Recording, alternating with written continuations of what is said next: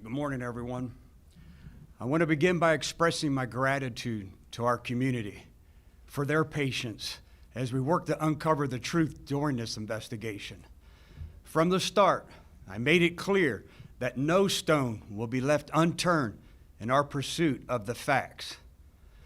To those who have chosen to exploit this situation in any attempt to discredit or tarnish our agency or its employees for your personal gain and attention, shame on you.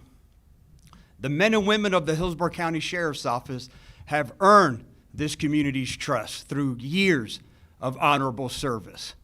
And that trust will never be diminished by the mistakes of a few. This investigation began when we learned that a member of our office received outside assistance in completing academic coursework that they were required to do themselves. Upon learning of this misconduct and that it may involve additional employees, I immediately launched an agency-wide investigation. And this search revealed additional personnel were involved. In light of these developments, I added 2 additional investigators and 4 investigative supervisors to the internal affairs team. My goal was to expedite the process and ensure the investigation was handled thoroughly. To the entire team, this investigation was tough on all of you. Thank you. I made a promise over 8 years ago that transparency, accountability, and professionalism would be the bedrock of this sheriff's office. These values are not optional, they are essential. The public's trust depends on the confidence that we are honest, transparent, and willing to hold ourselves accountable when we fall short. These actions represent a lapse in judgment and a breach of the higher professional and ethical standards that law enforcement must hold ourselves to. Former Chief Deputy Collins, Colonels Hannaford and Rule, along with Captain Rivera, recognized that their actions did not meet this standard. They accepted responsibility and with grave humility tendered their resignations. These decisions were not easy, but they were the right ones. Based on the sustained findings, I terminated the employment of Captains Stearns and Johnson. I want to be clear. I will not stand here and condemn the individuals involved in this matter. They are not bad people. They are respected leaders, decorated professionals, and compassionate human beings, mothers, fathers, husbands, and wives who have collectively spent decades protected and serving our community.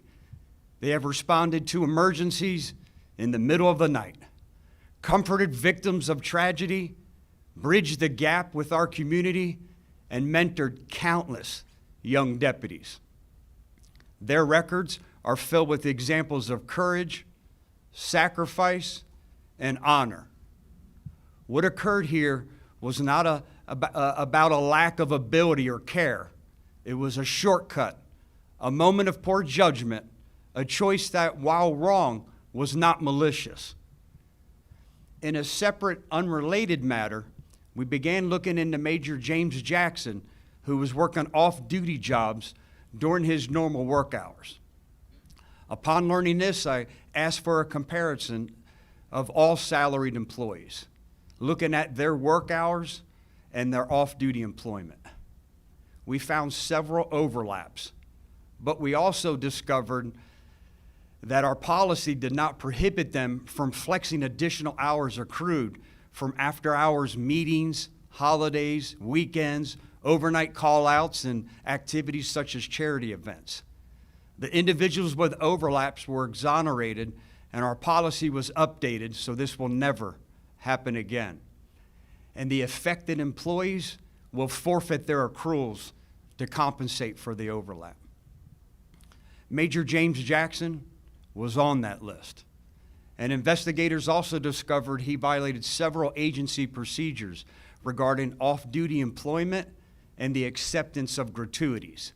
If he had not chosen to retire, I would have terminated his employment for these violations. As your sheriff, I shoulder the full burden of responsibility. We will learn from this, we will grow from this, and we'll be better because of this.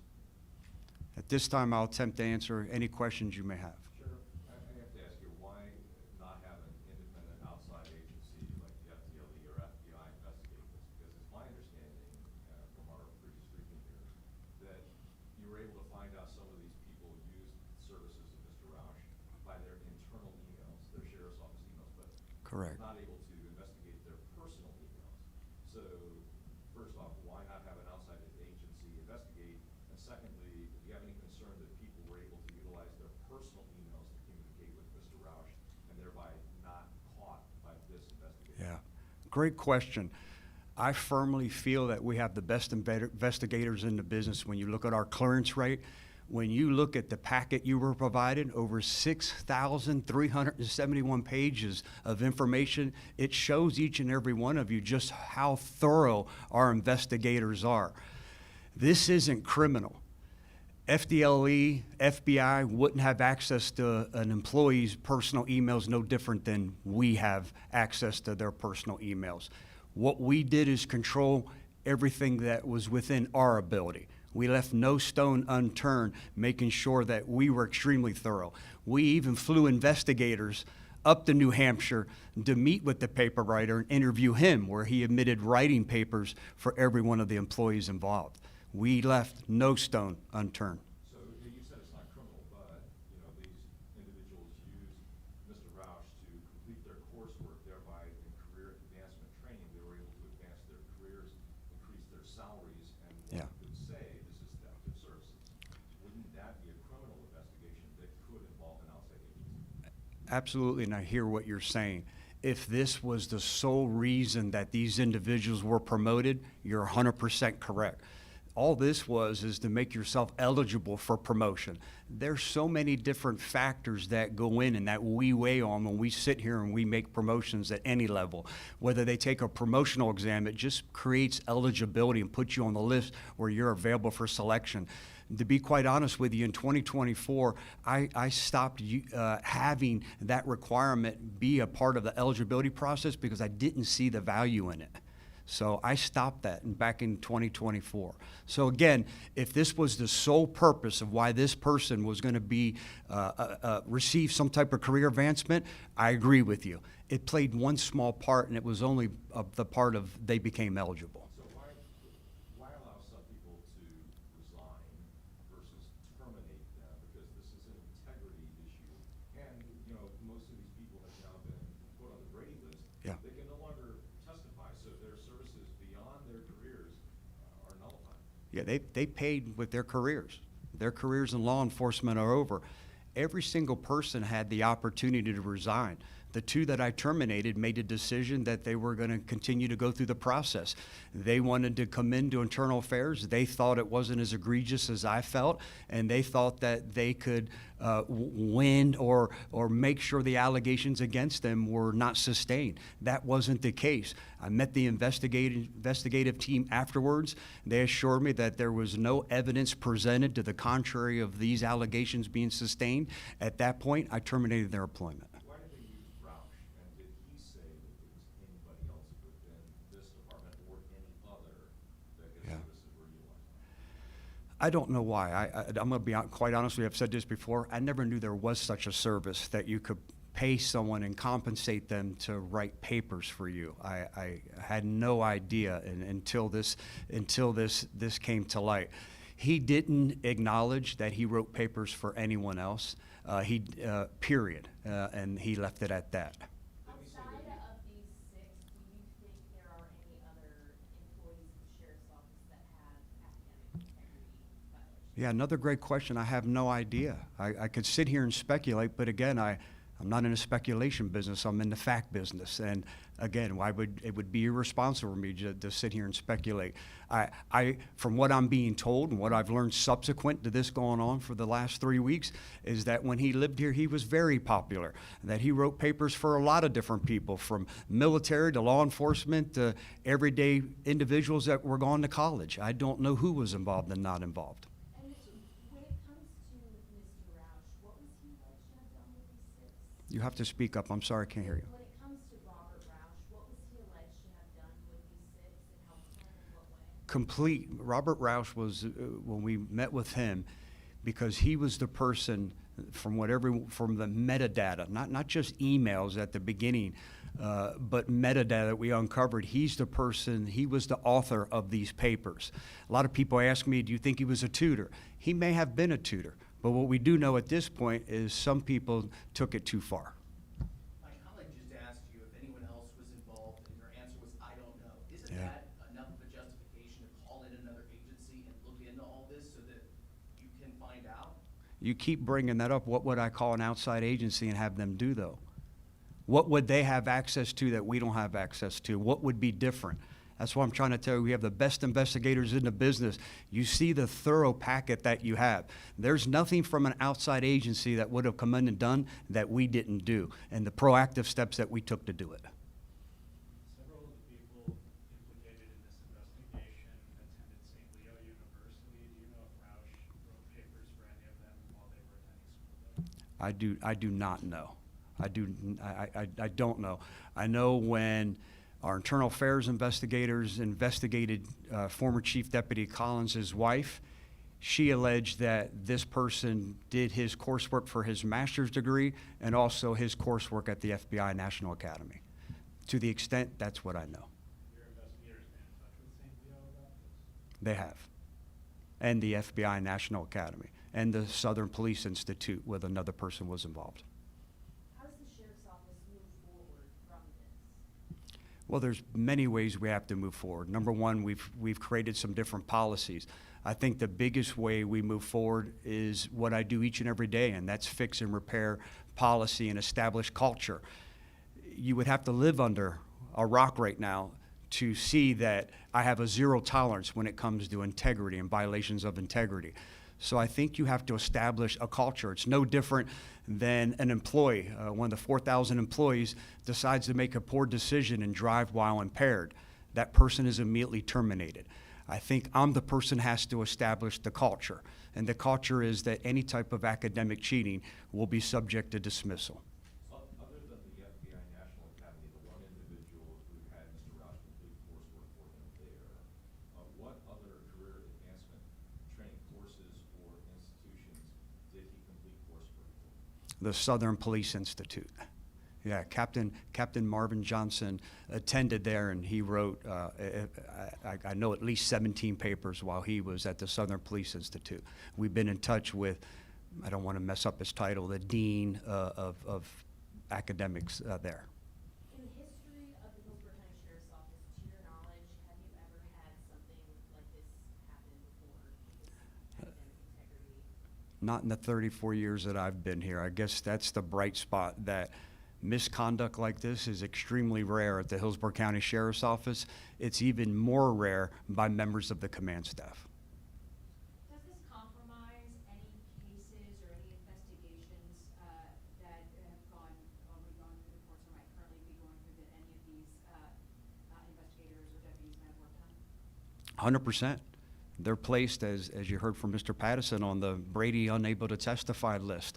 So I would think that would certainly, their integrity would be called into question in any type of criminal case that's pending that they were involved in, 100%. What do you say to folks that live in Hillsborough County that, I know you acknowledged earlier that this was a lapse in judgment and have reached the highest ethical standards, but some people may see this and say, this is your command staff. They lied, they cheated. How can they trust you and your agency? I think our years of honorable service speaks for ourselves. We have almost 4,000 employees. The actions of a few will never define the professionalism of this agency. Even if it's the command staff? Even if it's the command staff, especially when they see how it was handled. No one swept it underneath the rug. These individuals paid with their careers. Their careers in law enforcement, any law enforcement, are over. They paid the price. And I was the one who launched an agency-wide investigation. I was the one that called additional investigators because I wanted this community to have faith and confidence in us. This was done in record time. They have up to 60 days to complete an internal affairs investigation. They did it in a little over 2 weeks. You see how proactive we've been. That's how you establish culture. That's how you reassure this community that nothing changes. We're fortunate that we have a deep bench of talent. And I hate to use the analogy, it's no different than a star player on a football team, where a player goes down, the next one steps up. I'm fortunate. We've already made promotions on Friday. This big machine, this level of professional, high level of service that we provide this community continues. It doesn't take 1 minute off. So let me just make sure I'm clear, because there have been other instances of similar occurrences at other agencies across the country. Maybe not using this individual, but in some of those cases, there were criminal prosecutions. So, one more time, why not here? Yep. These individuals were not criminally prosecuted because there was no crime. What they did is, by completing coursework, having someone else complete their coursework, is make them eligible. There wasn't a singular mechanism that led to their promotion, or there was compensation based on whatever that was achieved. There's no additional monies received because you go to the FBI National Academy or the Southern Police Institute, or you complete your captain's project. All that does is make you eligible. If it was a singular reason this person was promoted and received additional monies because of this certification, I agree with you wholeheartedly. It played one small part in the promotion process or them achieving a certain rank. The FBI National Academy gonna let more deputies from your sheriff's office come to their academy after all of this? Absolutely, they will. We had one attending while this was going on and while we were communicating. He actually, Chief Deputy Maurer, just graduated from there and was asked to sit on several panels while he was there because of his level of expertise. 100%. I talked to the director of academics at the University of Virginia myself, and was complimented because we were handling it as aggressively and transparently as we handled it. Do you know how much they paid Roush to do the papers for them? I do not. That might be in the internal affairs packet, but I do not. I know that from being briefed by internal affairs, there was donation to his son's GoFundMe page in the amount of $100, and there were a few contributions at $100 rate, but I don't know what they paid or what his rate was. From what I'm learning again was that rate varied on the length of the paper, the number of references, how expeditiously the paper had to be completed. They were all factors on how he determined what his fee or charge would be. Can you tell us more about what steps you've taken to ensure something like this doesn't happen again? Yeah, I think the biggest step was, in addition to the policy change, is the culture. You know, these individuals that were terminated or resigned in lieu of termination, they were my trusted advisors. They were the individuals responsible for driving the culture, policy, procedure, and establishing this level of professionalism. Anyone that's in his agency sees what happened to them because of the decisions that I made. That will drive culture moving forward. Again, I hate to use the analogy, but it's no different than an employee who makes the poor decision to get behind a wheel impaired. They know that they're going to lose their employment immediately, and that's exactly what occurred here. Can you tell us about the people that you've promoted to replace some of the people who have left, and is anybody in particular difficult to replace? This is going to sound insensitive, so bear with me. There's no one in this office, including me, that's irreplaceable. The 187 years of history here at the Sheriff's Office has proven that. Is it difficult to replace individuals? 100%. It's no more difficult than asking lifelong friends that happen to be on my leadership team to leave. It's tough. It's tough, but no one's irreplaceable. Again, I can't express to you in this community how fortunate we are and how grateful I am to have such a deep bench of talent that you can turn to the next person and say, time to step up and go to this next step. Can you just quickly, the timeline, when it first started, when it was first brought to your attention, and when you started the investigation, kind of touch on the timeline there? Yeah, I know that's provided in the internal affairs packet, so I would hate to be pigeonholed into a certain day. I can tell you how we became aware of it.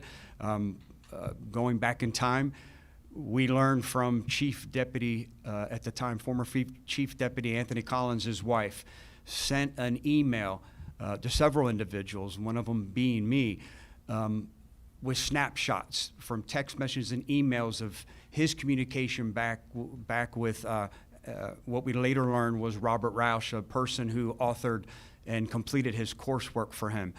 During the time, even during that, it was quite condemning because he even provided Mr. Roush with his login to go ahead and complete the papers and turn them in for him when he was done doing so. We received a request, coincidentally, at the same time from the Tampa Bay Times, asking if anyone a major and above was involved in this. I decided that while we're taking a look, let's take a look at everybody in the office. I want to go through and comb the whole server for any employee who may be involved, and that's how we uncovered the additional names. No different than when we learned of Major Jackson's indiscretions with working off duty and receiving gratuities. We immediately launched an office-wide, agency-wide investigation to make sure, was there any other command staff that was involved? Was this a larger problem? It's been a fairly short amount of time. From the time that Internal Affairs launched an investigation and still standing here today was just over 2 weeks.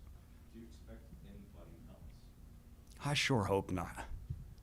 I know we've done everything to try to make sure that I could confidently stand in front of you today and said there is no one else. But again, we only had access to a certain amount of information. If there's someone else, I'm not aware of it. I can tell you that. There's been no evidence presented of anyone else being involved in this. Can you tell us what about the cheating, the academic misconduct, that scandal tipped you off or made you want to look into the gratuities and the overlapping of paying the time cards? Yeah, we received a totally separate complaint at this just happened to occur at the same time. Nothing like going through a scandal and having another one come in at the same time. So luckily they're rare, and I'm hoping that we can put incidences like this of misconduct way behind us. Any other questions? Thank you, everyone. Have a great day. Thanks for being patient.